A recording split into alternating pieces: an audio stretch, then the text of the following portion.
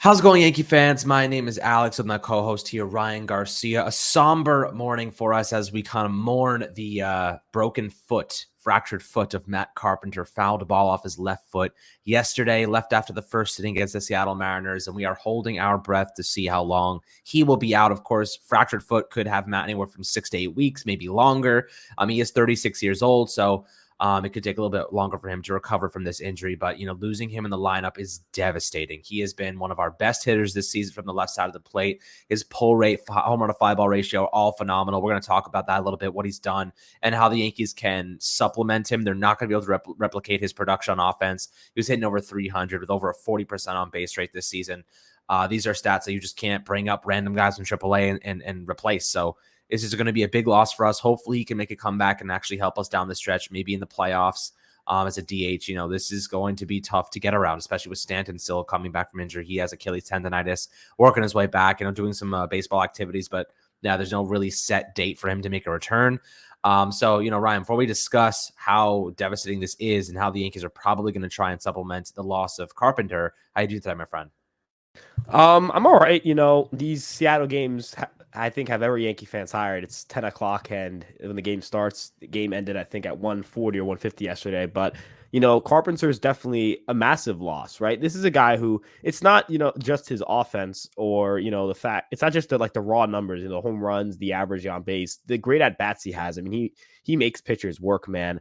And if you look at just from a WAR standpoint, his 2.3 F-WAR is similar to guys like Starling Marte, George Springer, right? These are some pretty good baseball players. Anthony Rizzo, Luis Robert, these are elite baseball players or baseball players that have really strong seasons. And you just lost someone who's been as valuable as them in a quarter or a third of the plate appearances. His bat is ridiculous. We know that, you're kind of losing that guy who can, work 6 to 7 pitches off of a lefty or righty. And when you don't have Rizzo right now, you kind of hope he can come back today because you're really gonna have a cold spot in that lineup if you don't have that big lefty behind Judge. You have Rizzo out. You've lost Carpenter. The Yankees need to find a way to kind of get offense from different places. We saw it from Benintendi, Donaldson, and Gleyber yesterday, which was, huge for the Yankees. Those guys are going to have to step up because Carpenter's not there anymore, right? Stanton, we should get back soon, hopefully. But you don't have him right now. And if you don't have him right now, you have to, we have to work with what we have. And what we have is, a middle of the lineup that's going to be, DJ, Judge. I imagine Benintendi hits third just because like having a lefty behind Judge. Donaldson, Gleyber, that's your middle of the lineup now. Those three guys have to step up. They have to do what they were brought here to do. Gleyber has had a strong year all year up until recently. Donaldson has struggled all year. Benintendi is starting to find his ground, but he was definitely off to a little bit of a disappointing start. It's up to these guys to start hitting. We see this team scored 9 runs yesterday, and it wasn't because Aaron Judge hit 2 home runs. He did have a home run, but it was a solo shot. Where did the other 8 runs come from? It came from those 3 guys. Those guys combined for 6 RBIs and 6 runs scored. It's crucial for your middle of the lineup guys like them to get it going. And that's really the only way you can kind of not supplement per se, but kind of, mitigate the damage that losing Carpenter has, because it's really hard to even fathom a way that you can get some, even, how can you even get anything close to that production? This is a guy with an OPS well over 1,000. And he was actually playing okay enough defense to justify, giving him a spot start in the outfield. It's just tough, and it sucks for him because he worked so hard to get back here. He played so well. He played so well. He was a shoe-in to start in October, it felt like. But it's up to other guys to step up. Donaldson had a big night last night. He's got to step up. He has to. I know I mentioned him, Benintendi, and Gleyber, but more so for Donaldson. That he was kind of the guy that you were thinking of taking at bats from when Stanton and Rizzo get back for October. Now Donaldson has to step up because now you're going to need his at-bats. And if he can give you quality at-bats, if he can be the hitter he was supposed to be, then you maybe can feel like you don't have that massive hole in your lineup. But we have to get healthy soon. And we have to hope that this team can kind of figure out, can get certain guys hot that weren't necessarily hot over the last 2 weeks. Yeah, I mean, look, every single team goes through stretches where injuries are just more prevalent than others. Sometimes you lose bigger players, sometimes you lose less impact full players. But Carpenter is one of those guys that you can't replace. He can offer his leadership in the clubhouse, he can offer his leadership behind the scenes, and he will continue to do that. But his impact offensively has been one of the best on the Yankees this season, and you just can't replace that. So I guess the question is, who do you call up to supplement him, right? Because you're talking about the designated hitter spot, maybe a couple of days here and there in left field. You're talking about Estevan Florial, Miguel Andujar. Those are the primary names that people are going to bring up. And as you mentioned yesterday, Josh Donaldson and Andrew Benintendi both had phenomenal games. Hopefully, both those guys are getting hot. Benintendi is once again seeing the ball, and he's looking a lot more confident. And he's hitting those doubles again. He's getting those extra base hits. Benintendi, if he plays like this, like he usually does, he's going to be extremely valuable to this team come the playoffs. And Donald said we need him to play better offensively. He looked a lot better. Chased a high fastball for a single yesterday. Got it past the shortstop and ended up driving in a run. So that was nice to see. 2 runs, actually, I believe. I think Judge scored on it as well. So that was a pretty good sign. But I will say this, do you go with Estevan Florial? Do you go with Miguel Andujar? This is the big question. This is the big, which one is going to offer you more? Obviously, Florial, a little bit more experienced as a defender, 24 years old, hitting 281 with a 36% on base rate and 488 slugging with Scranton this year, 14 homers, 36 RBIs and 31 stolen bases. So at the very least, he's gonna offer you, once he gets on base, he can steal bases for you. He's extremely fast. He's big. He's athletic. He can offer you some value in center field. But I guess the question is, would you rather go with a more experienced option, Miguel Andujar? What are your thoughts on that? So, this is kind of an interesting situation because, you don't really hope that those guys have to end up starting. I mean, it's the Seattle series, and you hope to get Stanton back up apparently during the Boston series, hopefully. Um, I mean, you call up Andujar or Florial. I imagine it's going to be Andujar just because they've called him up a lot. Like, it's not like they've been calling up Florial to fill in holes necessarily. They've always gone with Andujar.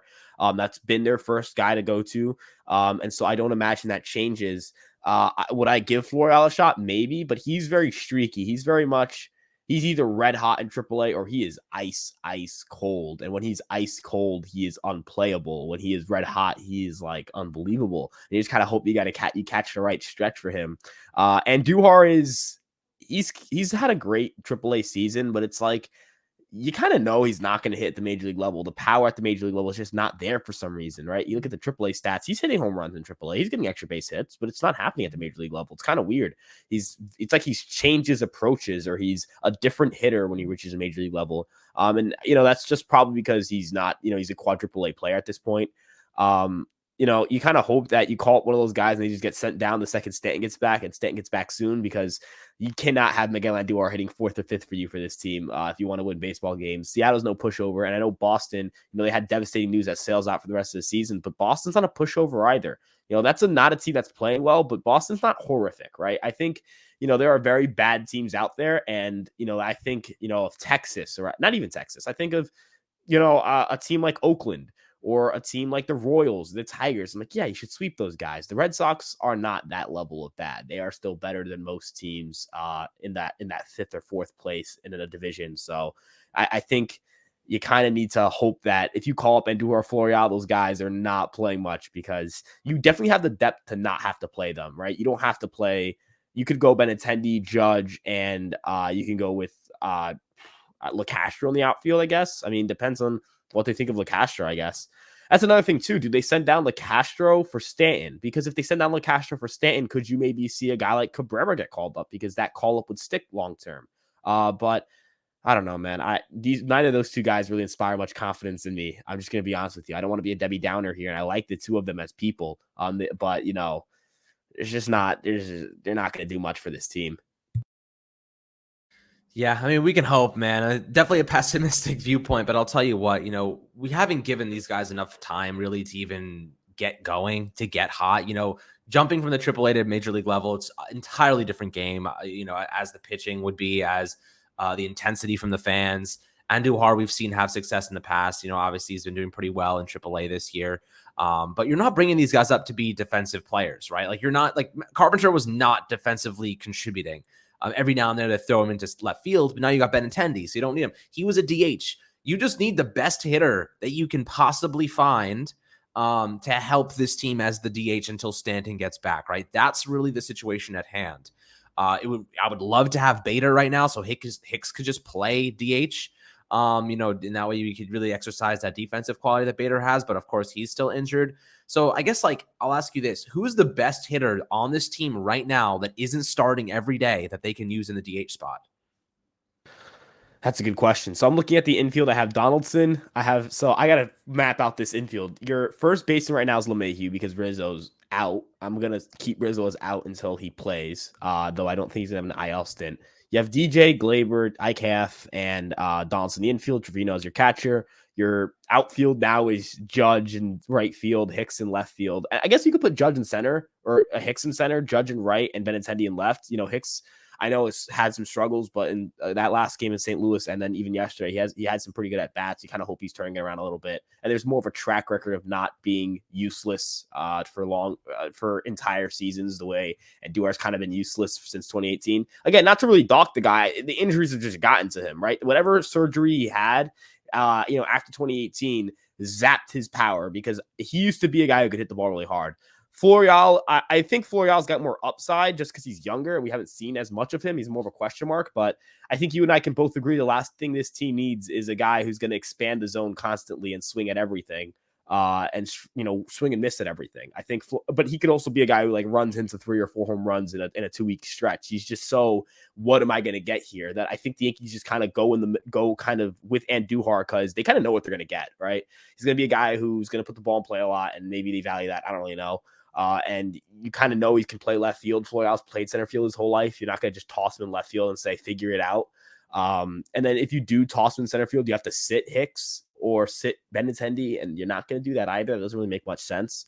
I again think a smart move would be if you wanted to get a little creative, to call up Cabrera and send on Castro after Stanton comes back. But I like the Castro speed too much. So I would say it's probably going to be Judge, Hicks, Benintendi in the outfield, but you probably just go that hard because he can play the corner outfield, and you don't need a center fielder right now. Yeah, I think if you're going for pure offense, Andujar probably offers the most. Low strikeout rate guy, going to make contact. He hit about 47 doubles a couple of years ago for the Yankees, so we know we can get out on extra base hits. He's got some speed to him, some athleticism. Has some boneheaded moments on the base pass. He got picked off at first base a couple of weeks ago when he was filling in for Stanton. But he's the most experienced one on this AAA team that can actually offer some production right now. So I'm curious to see what the Yankees do to supplement that loss. We'll probably see a corresponding move a little bit later today, or maybe they just stick with Castro and fill him in. But we'll see what happens, guys. This is a huge loss for this Yankee team. We'll keep you guys updated on any injury updates on the Matt Carpenter front on the Fireside Yankees Facebook page and on the website on Empire Sports Media. So we got you guys covered there as always. Make sure to like and subscribe below on the YouTube channel for daily videos and sometimes multi, depending on how insane the news is. This was something we needed to discuss, and hopefully I'd love to hear opinions below in the YouTube comments as well. If you think that they should pull up Esteban Florial, Miguel Andujar, they should stick with what they've got. This is an interesting situation. I'm sure everyone has their thoughts. Would love to hear yours as always. Hope you have a phenomenal rest of your day, and we'll catch you guys on the next Fireside Yankees episode.